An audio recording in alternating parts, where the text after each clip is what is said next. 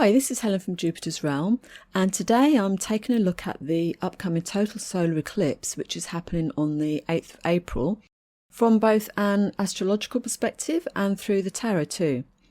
Now, I do have a video about eclipses in general, both lunar and solar eclipses in astrology, which you might like to check out as well, so I'll leave a link for that below. Now, the total eclipsing of the sun will be visible across 15 states in the US and some cities in Canada and Mexico, and then just a partial eclipse will be visible across the remaining parts of those regions. The sky is going to be turning dark for 4 minutes, which is longer than the last time a total solar eclipse was visible in these places. So it's quite an event, and a total solar eclipse like this won't be seen in these regions again until 2044. Now, unfortunately, we won't be seeing much of this in the UK, just a partial eclipse in Ireland and in the north and eastern parts of the UK, and it won't be visible in most of Europe. But if you'd like to know more about the eclipse path, I recommend visiting the NASA website or timeanddate.com, as they both have great information about this. Now, I want to mention first of all how you can gauge how much this eclipse might impact you. An eclipse will be more personally significant for you if you have planets or an angle in your birth chart in the sign where the eclipse is occurring, and even in the opposite sign. It will be more intense if these planets are placed within about a 3-degree orb of the eclipse degree, or even being close to the nodal degrees can have importance. The eclipse will stir up the topics and themes of what these planets or angles mean for you in your chart, and can also bring in the theme of the signs on the sign axis where the eclipse is occurring. The eclipse in April is a total eclipse, which means it's more likely to pack more punch than if it was a partial one. It's happening at 19 degrees Aries, and is one of a series of eclipses across the Aries-Libra sign axis that started back in 2023 and is completing in 2025. It heralds a process of change, transformation or disruption to your path or to the normal circumstances or flow of events, and this may be more pronounced or noticeable around the time of the eclipses, especially the total eclipses. This eclipse, which is happening at a new moon, is about significant turning points or new beginnings, new seeds being planted, new directions, purpose or patterns of life arising. It's with the North Node, so that brings in focused, determined actions or situations directed towards increase, gain, accumulation or success, with an intense pushing forward emphasis. And this might be a continuation of a flow of events related to the lunar eclipse back in March that was in Libra, which was about endings, releasing, letting go of something. And so that may have been making room for a change, a kind of clearing out of sorts to make way for something new to come into your life. Generally speaking, this disruption and change is likely to be related to the house topics where the eclipse falls in your chart, but it can also relate to solar themes of leadership, authority, figures, status, perception, and our spirit and goals. The eclipse is falling right on the sun's exaltation degree as well, adding emphasis to these themes, especially around reputation and status. And the eclipse can also bring up matters of transparency, or having to deal with what's hidden in the shadows, what's unseen or yet to be revealed.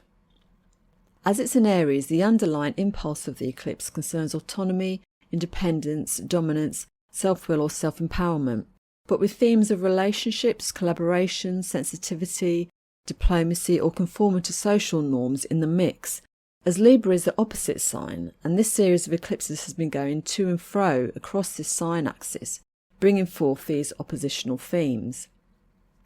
With the eclipse being ruled by Mars, this could bring up disputes or irritations, or it might require effort, courage, confidence and determination, and needing to be proactive as part of this process of change over the next few months. Now, Mercury retrograde and Venus in detriment are also part of this eclipse energy, as they're present with the luminaries in Aries, bringing in matters of communication, relationships, pleasure, joy or creativity. And this could mean having to do things differently, having to think outside the box to make progress, or there may be some discomfort or adjustments needed in being able to balance having an independent or bold spirit in these matters with being amenable to others or keeping the peace or harmony. There may be a need to reflect on how you communicate or how you think or perceive things. Does there need to be a shift in that? or information or documentation involved in these matters that arise may need reworking or reviewing. Mars, the ruler of this eclipse, is in Pisces, and it's also running into Saturn in an applying conjunction. Saturn can slow Mars down, causing delays or blockages, and push back on that driving force. That suggests a need for adaptability and perhaps patience as a mode of moving forward, rather than pushing relentlessly in a singularly fixed direction at all costs. So it might be beneficial to manage this forward momentum that the eclipse is churning up so that you can focus your efforts on short-term goals and actions, what's achievable now, and do that in an incremental way, being efficient with your time and energy so that you can stay the course. This might allow you to be more easily able to pivot quickly if needed to adapt to changing circumstances. Or you could try alternative avenues or ideas rather than trying to keep pushing in the same way against a situation that just isn't budging, as that's more likely to cause problems, frustration or burnout. Now, Saturn can provide a more stabilising and cooling influence to Mars's inclination to be rash or too impulsive or aggressive.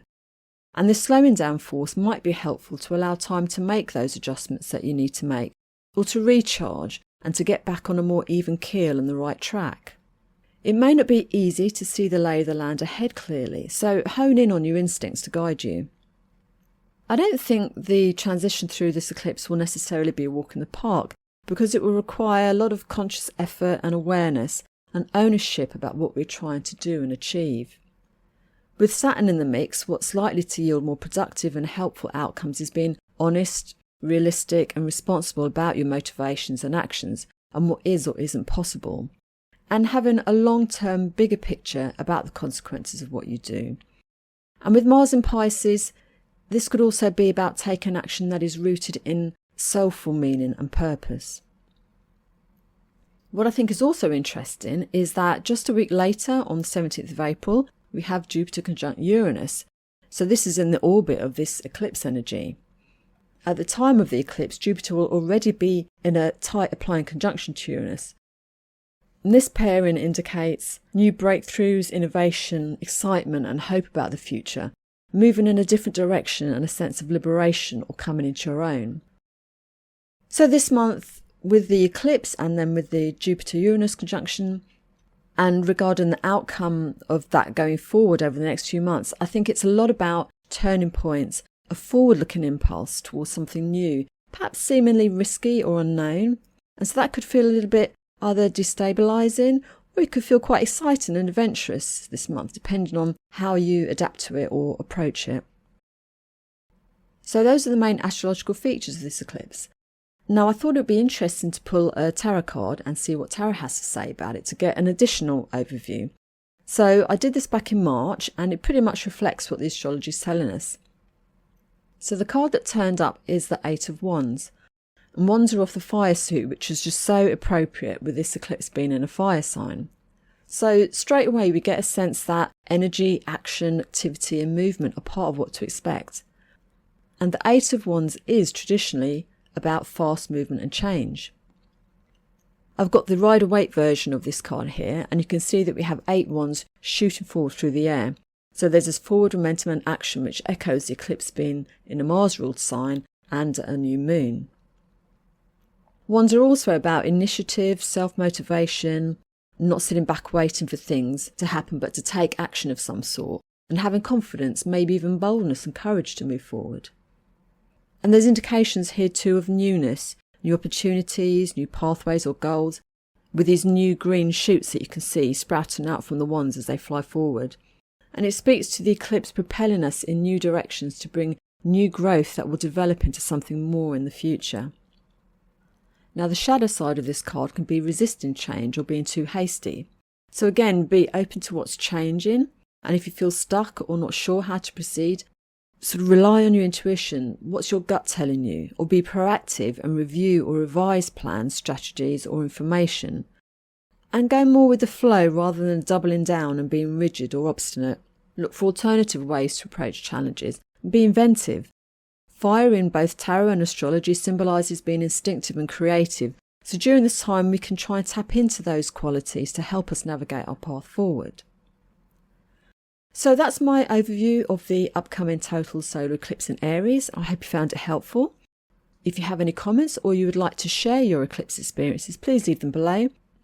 And please like or subscribe to the channel, and I'll talk to you soon. Bye for now.